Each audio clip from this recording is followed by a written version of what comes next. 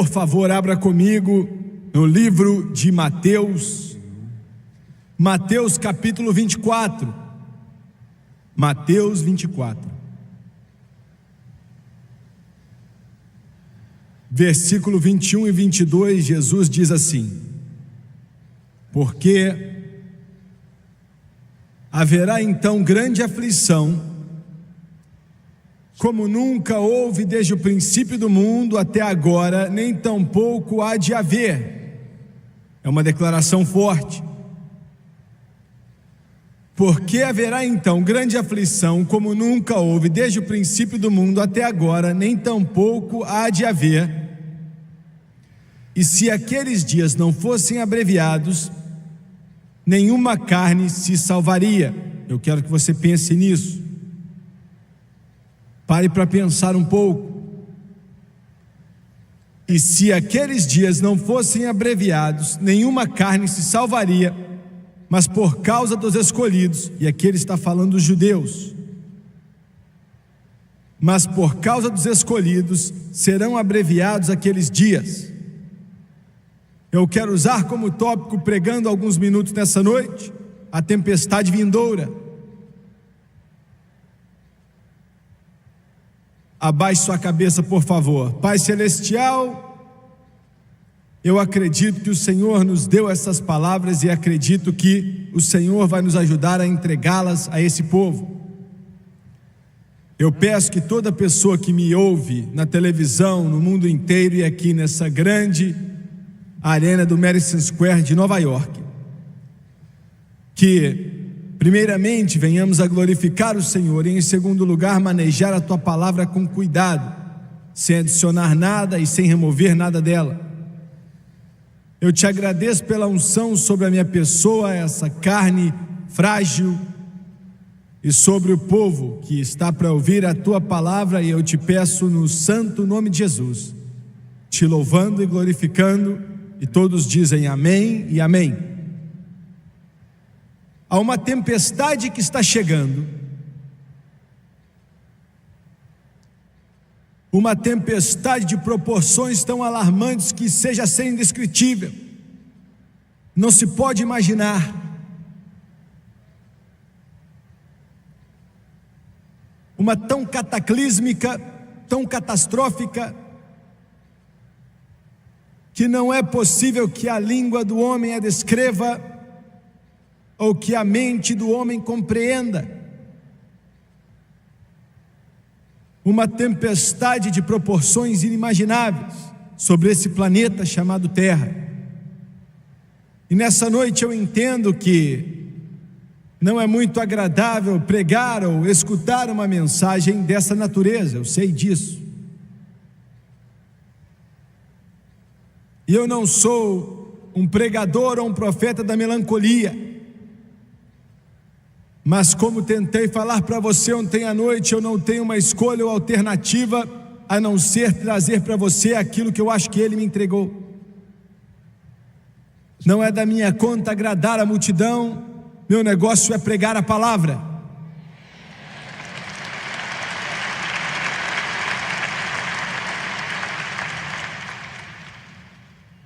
Ninguém mais, ninguém menos que Jesus Cristo disse essas palavras. Uma tribulação tão grande como nunca se viu, nem nunca há de se ver. Quando você pensa algo dessa forma, é tremendo no seu conceito, na sua totalidade. Quando você pensa em algum dos dias de dor e de amargura que vieram sobre esse mundo no passado, dias de derramar de sangue, dias de catástrofe, de proporções grandiosas, e de imaginar que vai ser pior do que tudo isso, tão ruim que nunca mais vai acontecer, vai ser o período de grande tribulação, está por vir.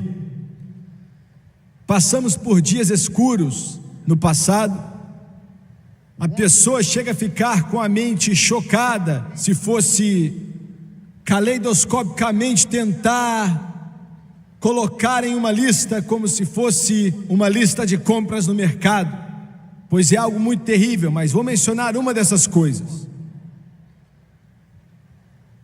Jesus esteve no Monte das Oliveiras, numa posição mais avantajada e olhando possivelmente, sem dúvida alguma, sobre os templos e prédios mais bonitos da face da terra, o templo de Herodes, ali em Jerusalém. Construído de mármore branca, brilhando com a luz do sol, de pé como um monumento da lei mosaica. E ele disse para seus discípulos, horas antes da sua crucificação, que chegaria uma hora que nenhuma pedra ficaria sobre a outra em relação a essa estrutura arquitetônica maravilhosa, linda. As palavras dele, obviamente, foram cumpridas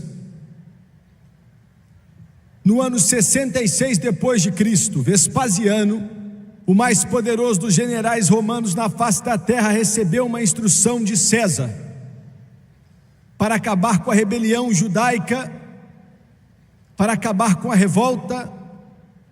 Vespasiano, com um exército poderoso, começou a seguir as ordens que foram dadas a ele. Um general bem poderoso, sua inteligência militar, suas estratégias e táticas sobressaíam no mundo daqueles dias. Antes de chegar a Jerusalém, o César foi morto. Ele foi ordenado pelo Senado romano e ele se tornou o chefe do Império Romano da época, consequentemente o próprio César. Seu filho Tito tomou seu lugar no campo de batalha. E Vespasiano era um homem de uma grande personalidade e uma figura poderosa, onde sua palavra era ferro, que exigia lealdade total e disciplina dos seus batalhões romanos. Seu filho Tito não tinha essa força, esse poder. E quando legiões romanas cercaram Jerusalém e ficaram ali de fora por vários meses, e foi um dos tempos mais terríveis que uma raça, um povo já conheceu. Eles não permitiam que comida entrasse ou saísse da cidade. E durante aqueles meses que as legiões romanas estavam cercando a Jerusalém, 600.000 corpos dos judeus foram lançados para fora dos muros. 600.000 corpos. Eles amontoaram.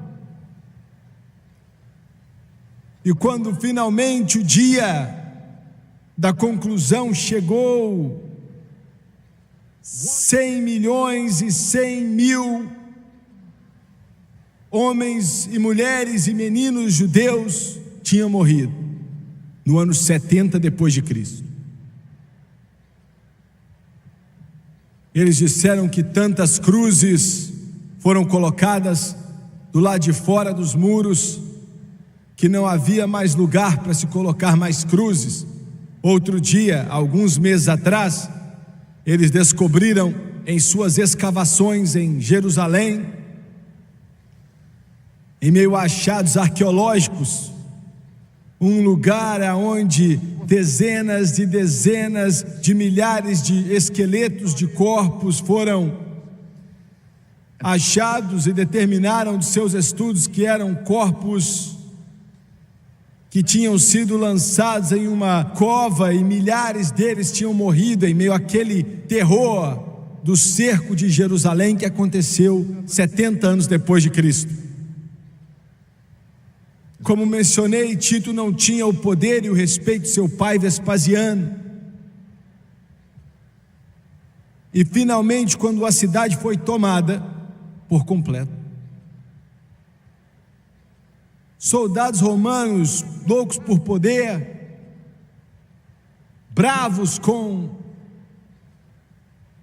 a teimosia da defesa judaica, assassinaram tudo que viam. Tito levantou as mãos e disse: diante de Deus, eu sou inocente desse massacre, porque ele não tinha o poder que seu pai Vespasiano teria de evitar que os soldados fizessem esse massacre. Alguém disse aos soldados que possivelmente havia ouro no cimento entre aquelas grandes pedras do templo. Algumas daquelas pedras eram de 94 pés de comprimento, 10 pés de altura e 13 pés de largura, pesando muitas toneladas.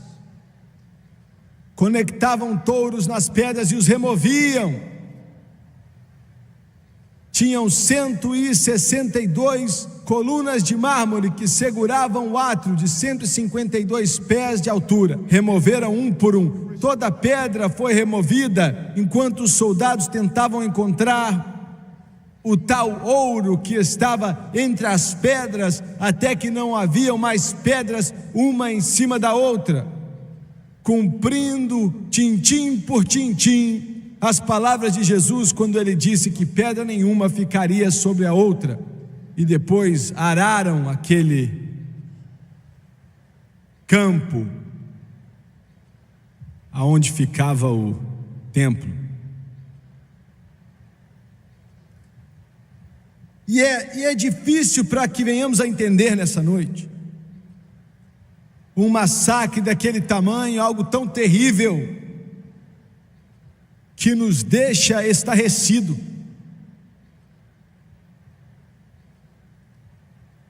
E eu queria poder dizer que homens poderosos, homens sábios, diplomatas, embaixadores, de alguma forma vão encontrar uma saída desse pântano de dificuldades que esse mundo se encontra nessa noite.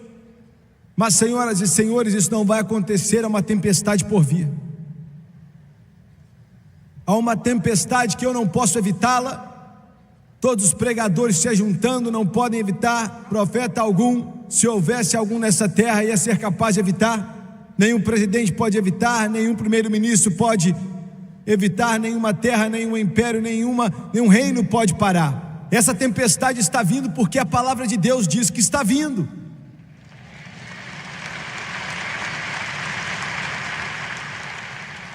Eles chamam de grande tribulação, e sempre houve tribulação no mundo. Existem tribulações em muitos países agora, existem tribulações na África nesse instante. Mais de 100 mil homens e mulheres, meninos e meninas em Moçambique passando fome, morrendo. Existe tribulação no Afeganistão nessa noite. Nessa noite existe tribulação por detrás das grandes montanhas do El Salvador. Existe tribulação nessa noite por detrás da cortina de ferro da União Soviética e da cortina de bambu da China. Existem tribulações, mas a tribulação da qual menciona aqui é de uma grandeza tão grande que eu nem tenho vocabulário para descrever, mas eu preciso tentar descrevê-la, para te alertar e para acordar uma igreja que dorme, e para acordar o mundo inteiro que já está muito desviado de Deus. A Bíblia nos diz no 6º capítulo do livro de Apocalipse algo que está por vir, e nos dá uma descrição muito completa a respeito do que vai acontecer, o que está por vir. E eu devo enfatizar para você nessa noite que não vai demorar muito para vir. E como é que eu sei disso? Como é que eu sei que não vai demorar? Eu sei que não vai demorar para aparecer, porque o homem, em sua tentativa científica de tentar ser Deus, e é isso que o homem quer fazer, o homem quer ser Deus. Ele segue seu mestre Satanás e quer se tornar Deus, porque Satanás quer se tornar Deus. E construindo cada vez maiores e cada vez mais terríveis armas sobre armas sobre armas. O mundo hoje chegou a um ponto que cientificamente e fisicamente é possível destruir esse planeta por completo. É possível acontecer, mas não vai acontecer. E alguém perguntou: como é que você sabe? Você sabe mais do que os generais? Você sabe mais do que os embaixadores? Eu não posso responder isso, mas eu sei o que a Bíblia diz.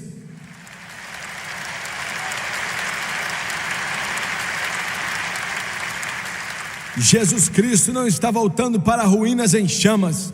Jesus Cristo não está voltando para uma nuvem de hidrogênio que matou toda a vida na face da terra com gás. Ele não está voltando para um planeta morto com apenas esqueletos e cinzas. Ele não está voltando para um planeta que foi derretido por uma destruição nuclear, porque ele está na hora de dizer: chegou a hora, igreja, e agora quem domina isso aqui sou eu.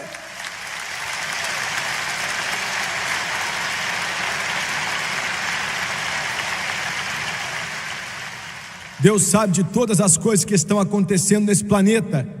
Ele sabe muito bem de cada movimento que um soldado dá e cada ordem que ele recebe do seu general. Ele sabe de tudo o que está acontecendo nesse planeta. Tudo está caminhando como ele quer. A linha do tempo está apropriada para ele. Se a igreja do Deus vivo pensa que Deus está antiquado e ele não é mais capaz de tomar conta das coisas, eu quero te dizer que ele sabe exatamente o que está acontecendo, e é ele quem está permitindo que as coisas aconteçam. Há uma tempestade por vir nesse planeta. Ali no 6º capítulo de Apocalipse, o grande apóstolo João, o último discípulo a morrer, recebe uma ilustração do que está por vir. Ele não sabia o que aconteceria, na verdade ele nem entendeu. Mas naquele 6º capítulo de Apocalipse, o Senhor, falando com ele, diz para ele a respeito de um cavaleiro num cavalo branco. E esse cavalo branco vai ser o anticristo. O cavalo branco é mencionado porque o anticristo vai vir trazendo uma falsa paz. E vai vir dizendo ao mundo que ele tem a solução para todos os problemas do planeta. Ele vai ser um homem de semblante obscuro. Ele vai ter tanto poder que o mundo vai tremer diante da sua palavra. Ele não vai ser uma pessoa reencarnada do passado. Ele não vai ser um anjo caído. Ele vai ser um homem, um mortal. Mas ele vai estar possesso pelo demônio. Ele vai ser ajudado totalmente por um anjo caído que vai ajudá-lo. Ele não vai saber, mas o anjo vai estar ali. O mesmo anjo que ajudou a Alexandre o Grande. A guerra vai ser seu Deus. Ele vai conquistar muitos através do engano. Sua ambição vai ser de dominar o mundo inteiro. Ele vai se preparar para a destruição, para a conquista, como nenhum outro homem já se preparou para conquistas desde o começo do mundo. O anticristo vai ser a culminação de todos os Herodes, Amãs e Hitlers que já viveram. E os problemas desse planeta hoje são tão grandes que a humanidade quase que está implorando para que venha um homem resolver o problema. Bem aqui nessa grande cidade de Nova York, existem homens poderosos que estão trabalhando para que haja um controle mundial. Vocês estão me ouvindo? Homens poderosos nessa nação americana que desejam que a soberania dos Estados Unidos seja removida para um aglomerado que vai controlar todo o planeta, que teria o poder de controlar todo o exército, toda a marinha, contratar toda a tentativa científica na face da terra, o fim de nações separadas, que seria catastrófico para os Estados Unidos da América. São homens poderosos, mundistas, querem o controle global, querem conquistar o globo, e eles não são loucos, são os homens mais ricos e poderosos dessa nação, alguns deles.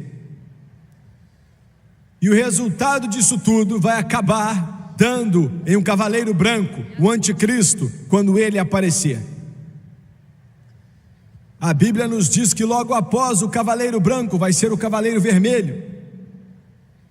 O cavalo vermelho tipifica a guerra.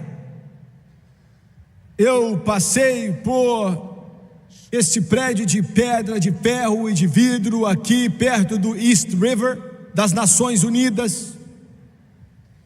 E eu vi para a tentativa do homem para resolver os problemas desse mundo, e já estava pronta para falhar desde a sua concepção, porque removeram Deus das Nações Unidas desde a sua patente no começo.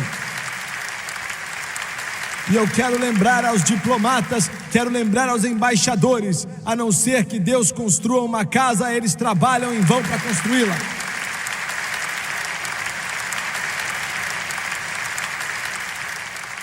Guerra. Eu queria poder me levantar aqui e te dizer que o homem de alguma forma vai encontrar uma forma para sair desse pântano de dificuldade que ele se encontra nele hoje em dia. Queria poder dizer a você que de alguma forma o poder e a força da América, eu acredito que a América tem que ser a nação mais forte na face da terra militarmente. Acredito nisso. Eu não gosto de ver os meus impostos gastos em armas e bombas e balas, eu não gosto disso. Mas temos que enfrentar um mundo que é, ao invés de um mundo que queríamos que fosse. Está chegando um dia quando as indústrias que constroem as bombas e as armas nucleares e os tanques vão fechar, e veremos a última linha de montagem, e veremos a última bomba ou bala sendo feita. E então não vamos mais ter guerras, e não vamos mais ter exércitos, e não vamos mais ter marinha, e não vamos mais ter armas, e não vamos mais ter armas, e não vamos mais ter bombas, e nem bombardeios, e nem mísseis. Eu busco esse dia, mas não vai vir até que o príncipe da paz volte, e o nome dele é Jesus.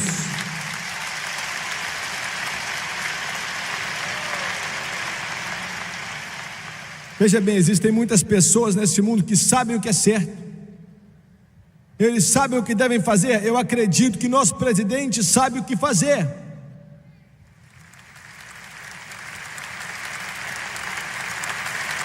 Eu creio nisso. Eu creio que temos homens de integridade nessa nação que sabem o que fazer. Eles sabem o que é certo, mas eles não têm o poder para fazer. Eles sabem o que é certo, mas não têm o poder para fazer. Mas está vindo um, está chegando um, e está chegando alguém que não somente sabe o que é certo, mas tem o poder. Ele tem o poder, e o nome dele é Jesus.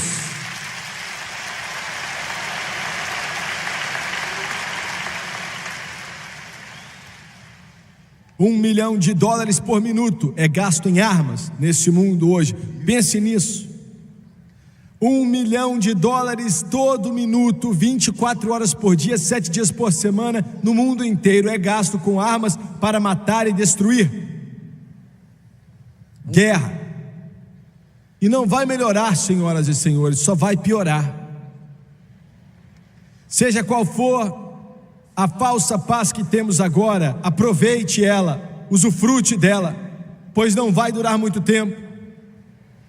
Eu estou aplaudindo as tentativas do nosso exército, dos nossos embaixadores e diplomatas, para tentar encontrar paz no Oriente Médio e trazer algum acordo com a União Soviética, que é impossível, de tentar encontrar uma forma de sair daquela bagunça na América Central. Eu estou aplaudindo de pé a tentativa deles, mas isso não vai funcionar. Não vai haver paz, não existe paz. Não há nada a não ser guerra que está por vir sobre esse planeta e essa nação, porque é o que a Bíblia nos diz.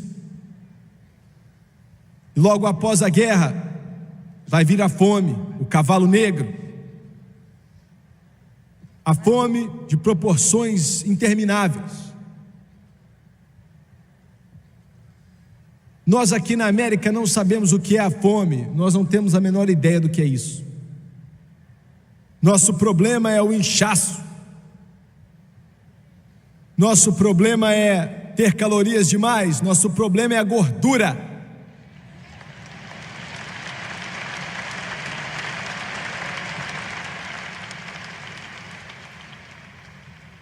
Mas há uma possibilidade que um dia isso vai acabar, e não por desejo ou projetos. O terrível cavalo negro que vem trazendo a fome já começou no mundo de hoje. Nos dizem que se algo não for feito na África, que é possível que 100 milhões de africanos, a maioria deles criancinhas, podem morrer na virada do século. Agora eu quero que você pense nisso. Nos dizem que a possibilidade existe na África, aquele grande continente, que 100 milhões de seres humanos podem morrer. Em somente alguns dias, vamos estar entrando em um dos países da África. Mais de 100 mil já morreram nesse país específico de fome. E isso toca você quando olhamos para a afluência da nossa nação. E nós vemos garotinhos e garotinhas que não tiveram direito de escolher a nação que queriam nascer.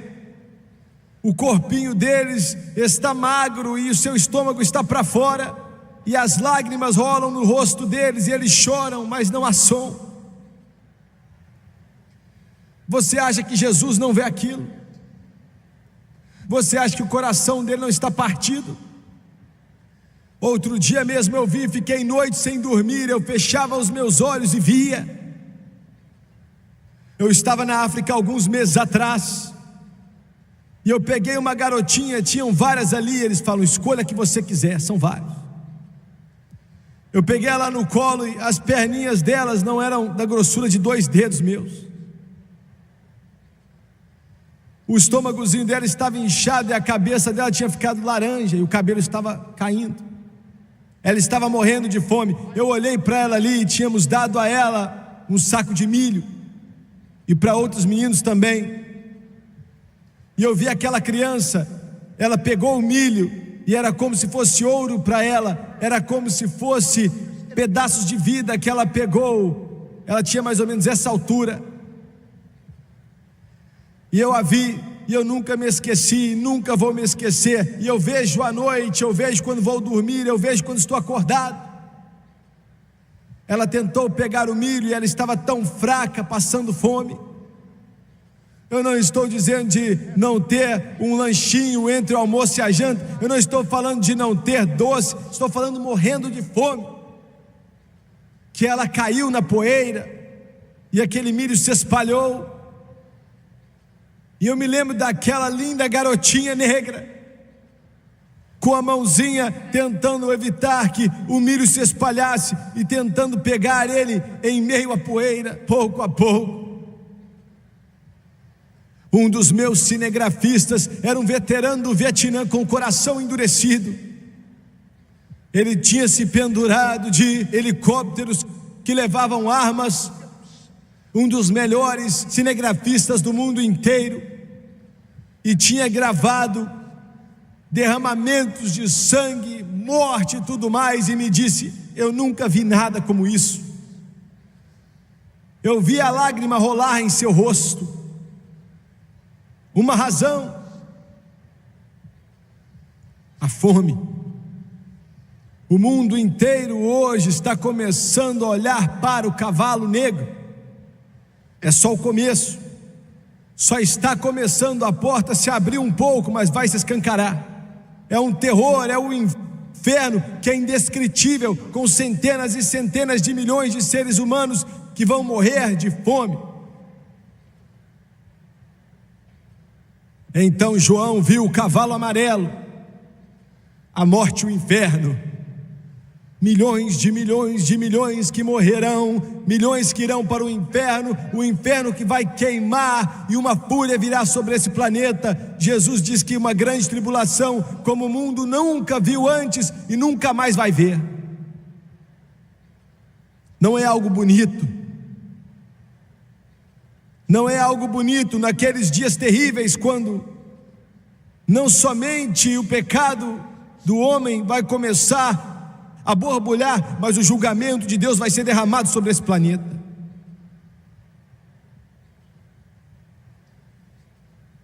Eu olho para tudo isso.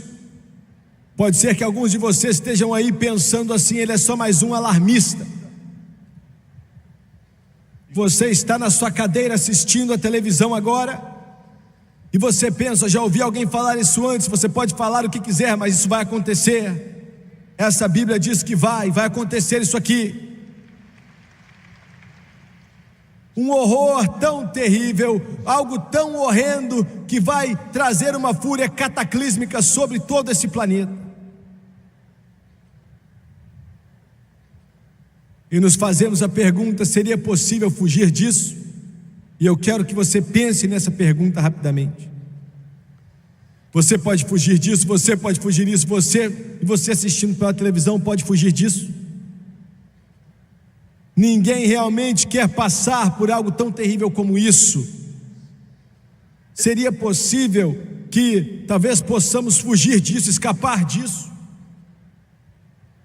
Jesus disse em Lucas 21:36, orando para que sejais havidos por dignos de evitar todas essas coisas que hão de acontecer. Ore para que você seja digno de escapar dessas coisas que estão por vir. Meu irmão, você pode juntar seus milhões de dólares, se é que isso pode acontecer, com os poucos que puderem fazer isso nessa nação. Você pode tentar construir muita coisa nesse mundo, mas você está perdendo seu tempo.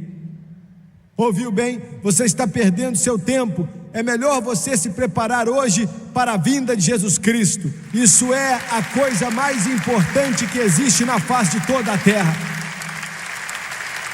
Eu acredito que a Bíblia nos diz que há uma forma de fugir. Eu acredito que a Bíblia diz que nós não temos que passar por isso. Esse tempo infernal que com certeza vai vir cataclismicamente sobre esse mundo. E alguém pode dizer, vai acontecer daqui a centenas de anos. Não tem como. Não pode ser daqui a centenas de anos. Pode começar logo em breve. E eu acredito que a semente já foi plantada para isso. Eu acredito que o mundo inteiro está se posicionando para o advento do anticristo. Eu acredito que o mundo inteiro está se posicionando para a guerra em proporções sem precedentes.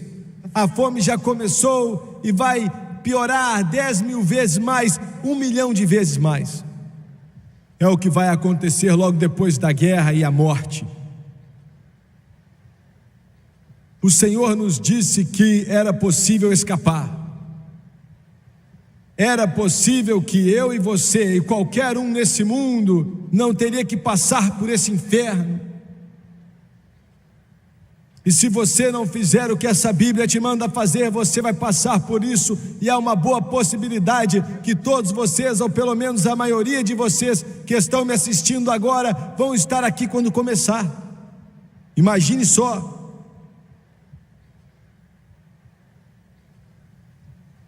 Jesus nos deu alguns exemplos e eu quero ler para você nessa noite.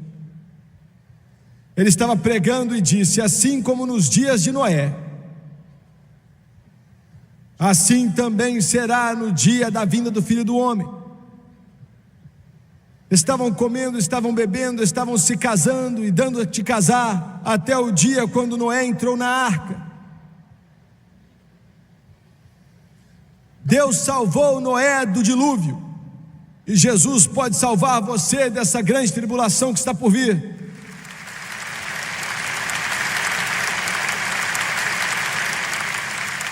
Você pode dizer, Jimmy Swaggart, só haviam poucas pessoas salvas naquela época, só Noé e sua família. Verdade. Eu queria poder dizer a você que todos que falam de Jesus vão subir. Eu queria poder te dizer que todos que levam o nome de Jesus vão subir.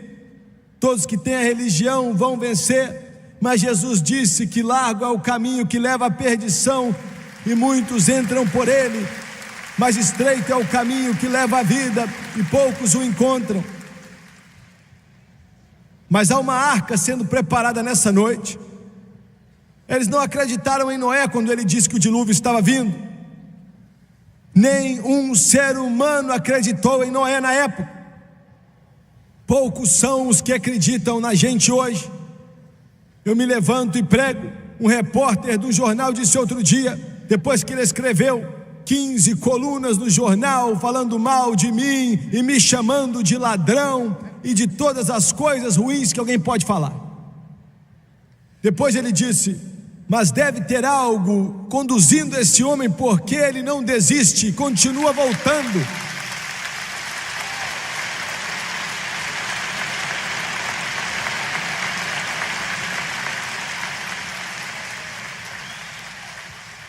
Vocês, jornalistas, com suas risadas sarcásticas, sempre dizem que estamos exagerando o que está na Bíblia, nos rebaixando e dizendo que somos idiotas, loucos, gostamos de gritar de todo jeito e chorar.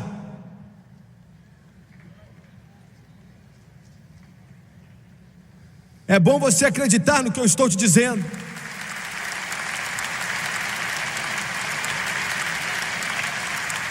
Porque se você estiver vivo, a mesma caneta que está me criticando, a mesma caneta que está sempre de uma forma sádica detonando esse evangelista e outros, você vai ter que escrever sobre essas coisas que eu estou descrevendo, e na época vai estar muito pior, e você vai se lembrar das palavras que esse pregador falou para você.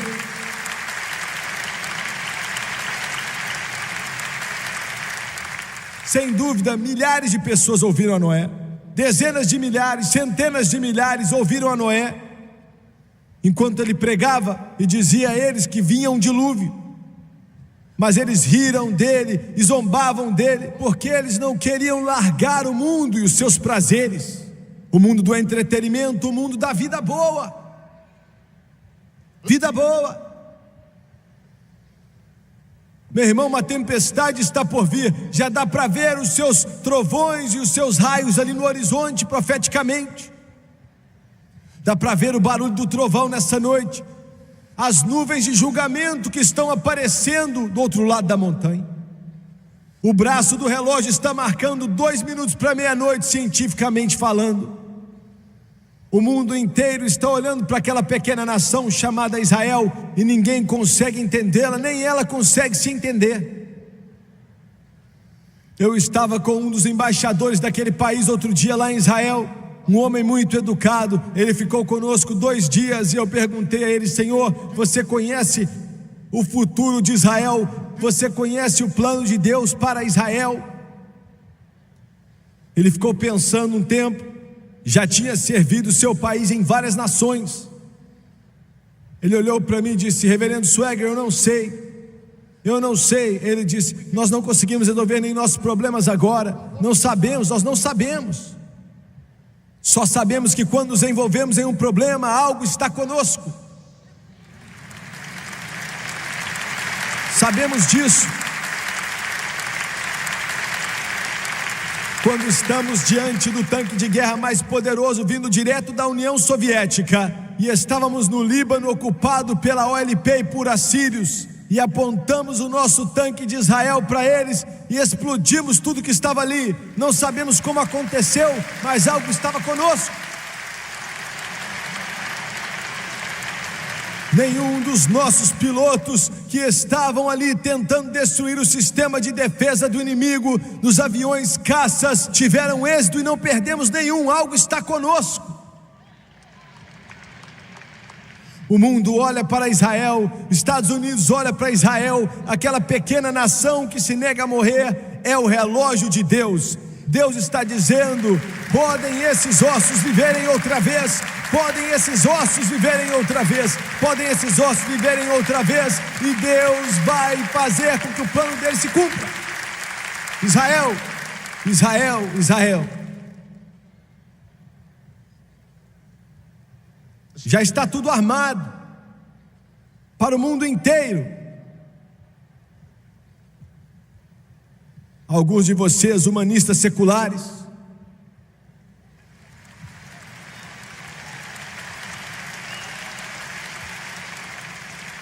vocês acham que o humanismo, ou o socialismo, ou o comunismo é a onda do futuro? Eu tenho uma notícia para te dar. Vai estar enterrado em seu cemitério, assim como os dogmas ateístas do passado foram enterrados.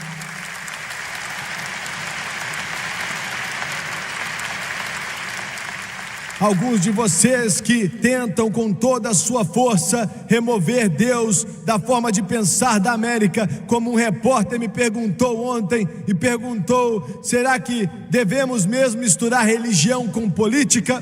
Eu fico tão cansado disso. Eu fico enjoado disso. Deixa eu te falar, meu irmão, olha, não me importo com religião de forma alguma, mas a moralidade tem que se misturar na política. É melhor você misturar Deus na política, é melhor você colocar Deus no governo, é melhor você colocar Deus no Senado, é melhor você colocar Deus no Congresso, é melhor você colocar Deus nessa nação, porque a única coisa que vai nos fazer vencer é o Todo-Poderoso Deus.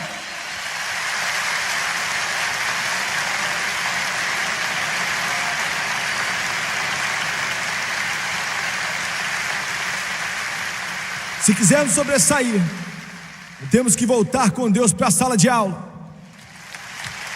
Ouviu bem? Ouviu bem? A única coisa que vai fazer com que as drogas fiquem do sistema é colocar Deus de volta nas salas de aulas e os 10 mandamentos de volta na parede das nossas escolas. Volte para Deus, América. Volte para Deus, América.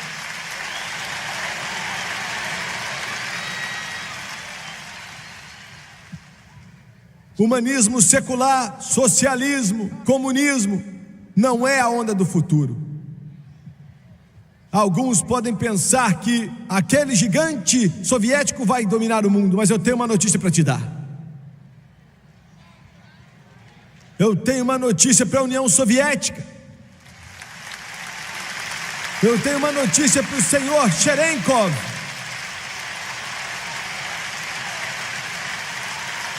O futuro desse planeta não é o ateísmo comunista.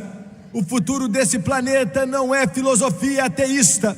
O futuro desse planeta não é um planeta sem Deus. Eu quero que você saiba, esse planeta pertence a Deus. A Bíblia diz que a terra é do Senhor e a sua plenitude pertence a Deus. Pertence a Deus. Aleluia!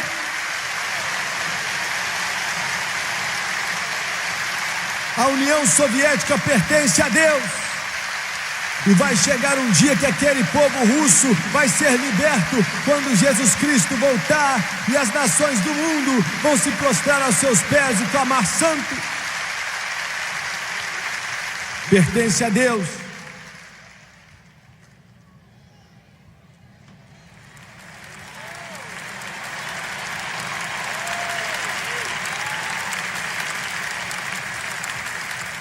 Não tem como misturar religião com política. Escute aqui, é melhor você misturar algo na política.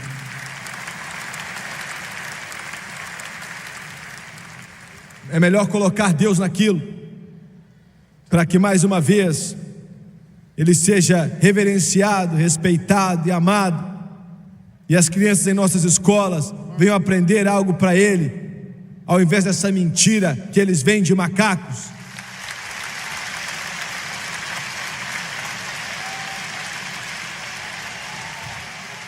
Eu quero falar algo para vocês pertinhos aí. Já tem macaco demais aqui nessa terra com 2 pernas, você não precisa inventar outro.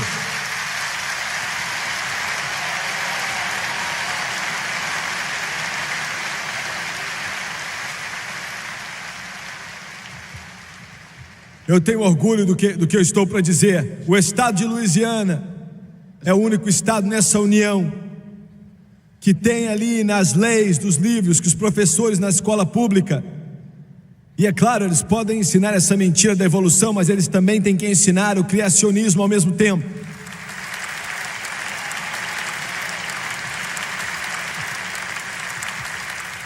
E foi levado diante da Câmara de Deputados, há alguns dias atrás. Eu escrevi uma carta para todo o representante, todo senador ali. E eu disse: senhores, se vocês tirarem o criacionismo dos livros e só deixarem uma mentira de macacos para os nossos filhos, vocês vão responder para Deus. Vocês vão estar de pé diante de Deus. Aqueles homens nem puderam dormir, aqueles homens não conseguiram comer, eles leram aquela carta e o Espírito Santo ungiu ela. Aleluia! Glória! E quando votaram, disseram: vamos continuar com Deus na sala de aula da escola pública do estado de Louisiana. E eu acredito que Deus vai se mover nessa nação americana, até que escola após escola, cidade após cidade, estado após estado, mais uma vez venha dizer: uma nação debaixo de Deus.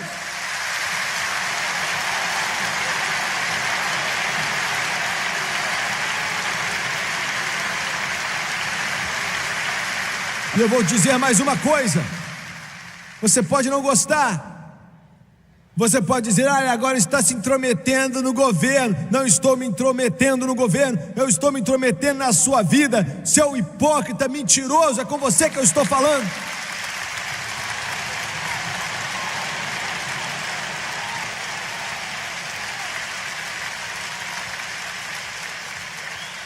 Eu me assentei na galeria do Senado e eu vi alguns de vocês, senadores covardes. Vocês não têm coragem suficiente para mencionar Deus.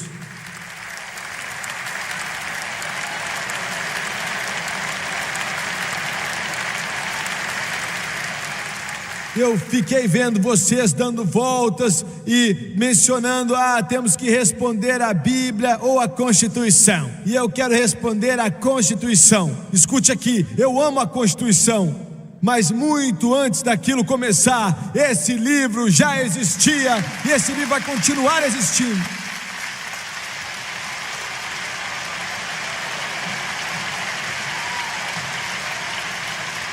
Eu assisti, eu fiquei sentado ali vendo, senador após senador dizendo: não, nossas crianças não podem abaixar a cabeça e orar em voz alta nas escolas públicas que nossos impostos construíram nesses Estados Unidos da América. Mas eu quero te dizer o que vai acontecer: há um novo vento soprando, Senhor. Senadores que votaram contra isso, com a ajuda e graça de Deus, nós vamos te substituir. Aleluia!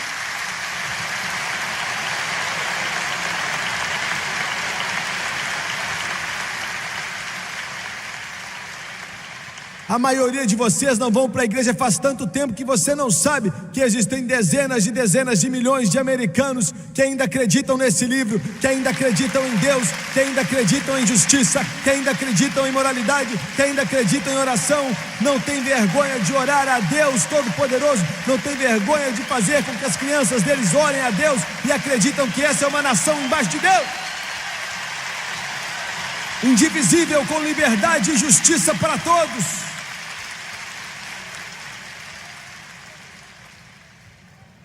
Está chegando uma hora, se Jesus tardar, que mais uma vez um professor vai ser capaz de se levantar, ou um estudante, ou quem for, na arena da escola pública desse país, e eles vão poder abaixar a cabeça e em voz alta dizer: Pai nosso que estás no céu, santificado seja o teu nome, venha o teu reino, seja feita a tua vontade, assim na terra como no céu. O pão nosso de cada dia nos dá hoje, perdoa as nossas dívidas, como perdoamos os nossos devedores, porque teu é o reino e o poder e a glória para todos sempre, amém.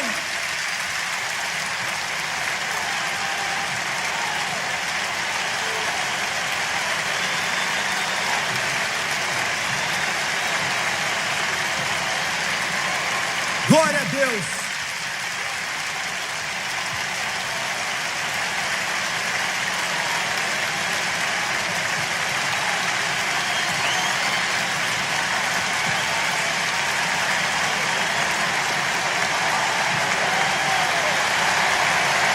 Aleluia, aleluia, aleluia, aleluia, aleluia, aleluia, aleluia. E eu quero dizer exatamente o que eu disse ontem à noite. Não estou dizendo isso em um lugar subdesenvolvido dos Estados Unidos, eu estou dizendo na Big Apple, em Nova York, na estação central, no Madison Square Garden, a encruzilhada do mundo.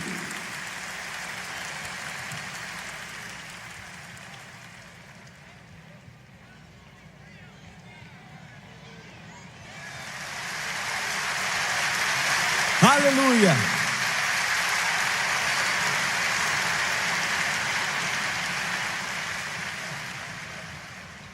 antes dessa tempestade chegar, antes da tempestade chegar, nossos filhos que foram criados, uma geração que não conhece a Deus, vão aprender que existe um Deus, vão aprender que Ele tem um Filho chamado Jesus Cristo, vão aprender que o Filho dele veio do céu, glória, que Ele viveu uma vida santa e pura por 33 anos e meio, e Ele morreu em uma cruz chamada Calvário, e Ele derramou seu sangue pelos nossos pecados, e ressuscitou dentre os mortos no terceiro dia. E vamos fazer outra coisa aqui também.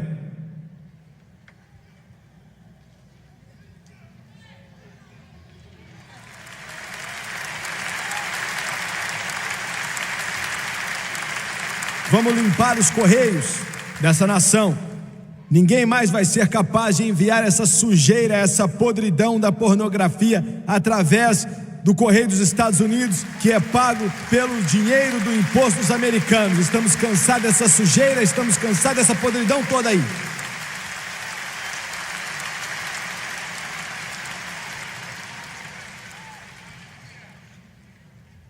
Algumas coisas boas têm sido feitas. Uma farmácia chamada Eckerd, uma das maiores da nação, disse: não vamos mais carregar pornografia, não vamos mais. Aleluia. Playboy, Penthouse, Hustler, fora.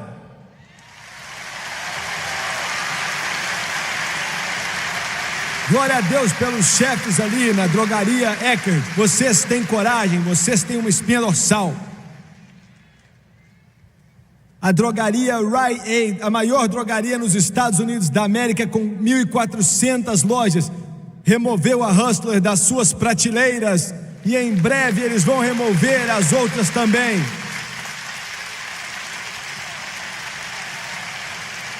As mercearias Go Foil disseram que não querem mais pornografia. Shop & Go também disse que não quer mais. A Penn Supreme Groceries também disse não. A Mighty Mart também disse não.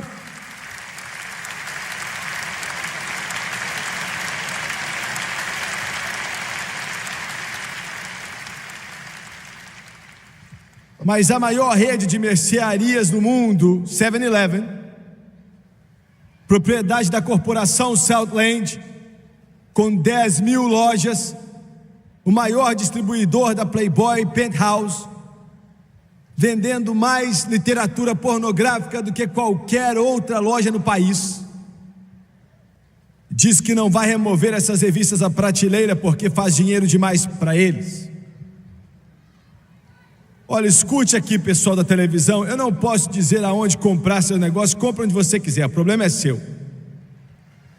Mas se você não gosta do que eu acabei de dizer,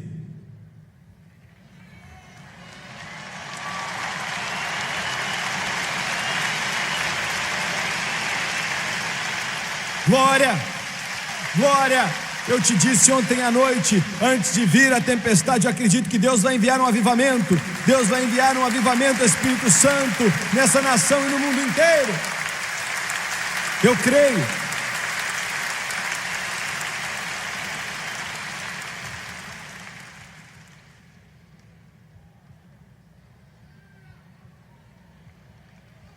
E eu sei, alguns de vocês, advogados, estão me assistindo agora.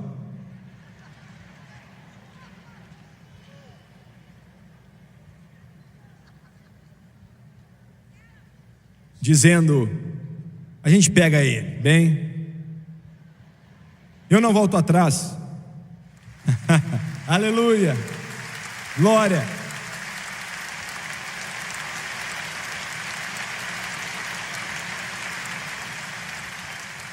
Acredito que a América se cansou da permissividade, da sujeira e da podridão. Acredito que você está cansado de uma bolha sem sentido, que eles chamam de arte, pendurar de cabeça para baixo em uma parede. Eu acredito que você está cansado disso. Muito bem, agora eu vou parar por alguns instantes. Eles não acreditaram em Noé. Hoje em dia temos uma vantagem, temos mais ou menos 4.400 anos de profetas e sacerdotes e pregadores de justiça, temos uma vantagem. Mas Noé foi tirado do dilúvio. Jesus também disse, assim como foi nos dias de Ló. O anjo disse a Ló e sua família: eu não posso fazer nada até você sair daí. Depois ele destruiu Sodoma e Gomorra.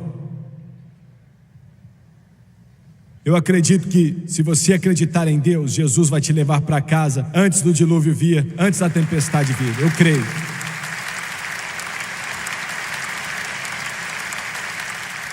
A única forma de escapar da tempestade vindoura é entregar seu coração para Jesus Cristo. Não há outra saída, não há outro abrigo, não há outra proteção.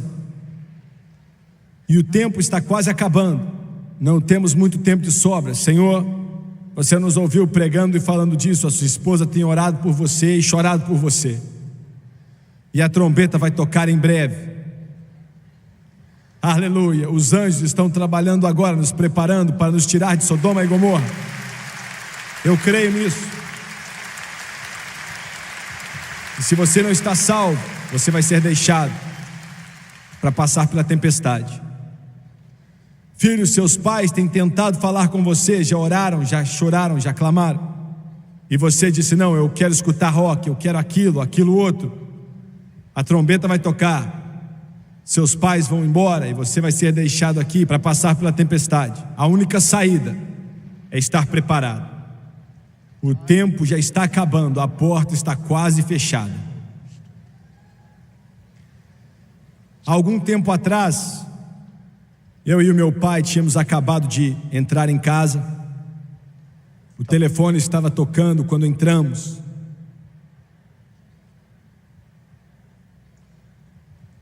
O médico disse: Reverendo Swagger,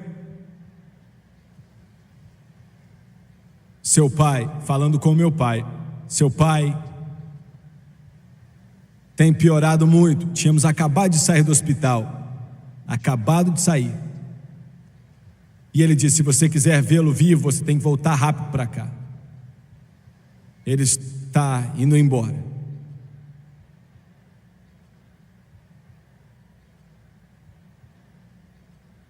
Nós dois voltamos para o carro e dirigimos rapidamente até o hospital.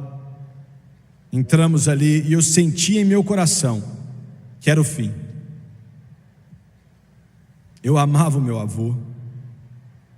Eu amava ele mais do que palavras podem expressar aqui. Ele era como se fosse meu segundo pai. Quando eu tinha esse tamanho, eu subia no colo dele. Todo o dinheirinho que eu tinha na minha vida, quando eu era criança, foi ele que tinha me dado. Ele tinha uma personalidade feliz, muito carismática, mas ele não queria viver para Jesus. Minha avó era a mulher de Deus mais forte que eu já conheci, mas o meu avô não queria viver para Jesus.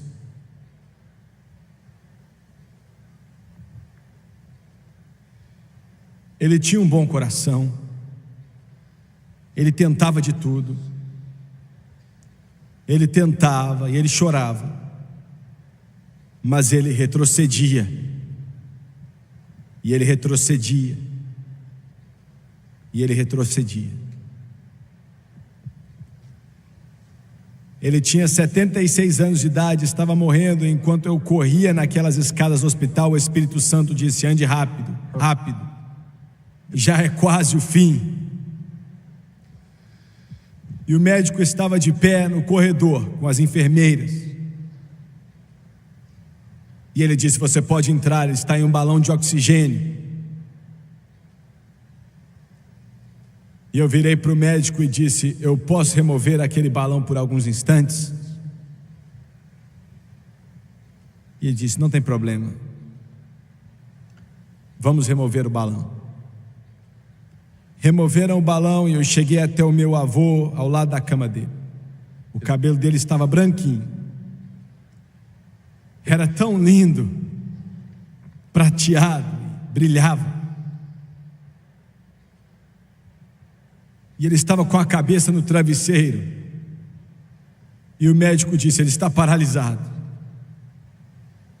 Nós não sabemos se ele pode te entender ou se ele sabe que tem alguém aqui com ele. Mas você pode tentar. Ele saiu dali, fechou a porta. E se eu já orei na minha vida, foi naquele momento. Eu peguei as mãos frias do meu avô e disse: vovô, está quase no fim. Não temos mais tempo. A porta está fechando. A última página no livro está virando. Dessa vez não tem volta.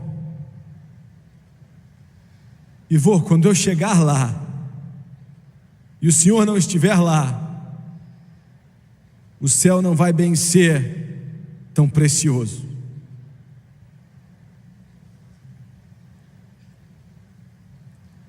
E eu disse: agora eu vou orar pelo Senhor. Eu não sei se você pode me ouvir, pois o médico disse que pode ser que não tenha como. Mas eu pedi a Deus para abrir sua mente. Não houve movimento. Não houve nem um piscar de olhos. E eu abaixei a cabeça pela última vez e disse: Deus, entregue ele a mim. Afaste a morte daqui por mais 1 minuto. E toque esse derrame e traga-o de volta. E eu orei e disse: vô, é sua última chance. Se você me ouviu e endireitou sua vida com Deus, aperte a minha mão. Aperte a minha mão. E diante de Deus e todos os santos anjos,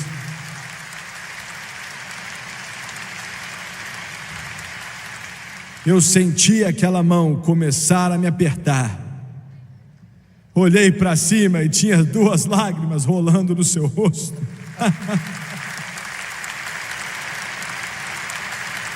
Eu sei que ele está lá. Eu sei que ele está lá, eu sei. A porta está quase fechada nessa noite. É quase o fim. Deus está dizendo: entre, ande rápido, entre, a tempestade está por vir. É quase o fim. Ande rápido, ande rápido. Abaixe sua cabeça, por favor. Pai Celestial, eu peço que o seu Espírito venha nessa noite sobre esse auditório aqui em Nova York. Eu peço a Deus que o poder convencedor do Espírito Santo venha sobre as vidas e os corações de muitos aqui. Traga-os para casa antes que seja tarde demais. Eles têm que se endireitar com o Senhor. Uma tempestade está por vir. Eles têm que dizer sim para Jesus Cristo. A tempestade está vindo. De cabeças baixas e olhos fechados. Eu não sei se alguém aqui nesse auditório realmente não tem Cristo, não tem Deus. E eu quero que todos orem em voz baixa. Todos aqui orem, por favor. Eu preciso de suas orações. Acredite em Deus comigo. Nesse instante, Deus está falando ao seu coração. O arrebatamento que eu mencionei brevemente Pode acontecer nessa noite, é possível. Essa é a única rota de escape para fugir dessa tempestade que virá. E eu quero te fazer uma pergunta: você está pronto para encontrar a Deus? Seu chamado, sua eleição é certa? Você conhece Jesus? Ele é o único caminho, não existe outro. Quantos aqui hoje podem dizer: Jimmy Swaggart, eu não estou pronto? Vou ser aberto e sincero com você, Jimmy Swaggart, eu estou na direção errada, preciso me converter, preciso de ajuda, de oração. Quantos aqui hoje podem levantar a mão? Ore por mim. Eu não vou te envergonhar, não quero saber quem você é, marido, mulher, filho, filha, quem for, levante sua mão, aqui embaixo por favor, levante a mão, eu preciso de oração e não estou vivendo bem. Nas arquibancadas, até lá no topo, levante bem alto, eu preciso de oração, por favor ore por mim, eu sei que uma tempestade está por vir, algo está acontecendo nesse mundo e eu sei que Jesus é a única resposta. Levante sua mão até lá atrás, nas arquibancadas, até lá atrás, eu estou vendo sua mão, obrigado. Continue levantando a mão. Obrigado, continue levantando a mão. Muito obrigado. Eu quero que todos se coloquem de pé, por favor. Todos de pé, por favor, se levante.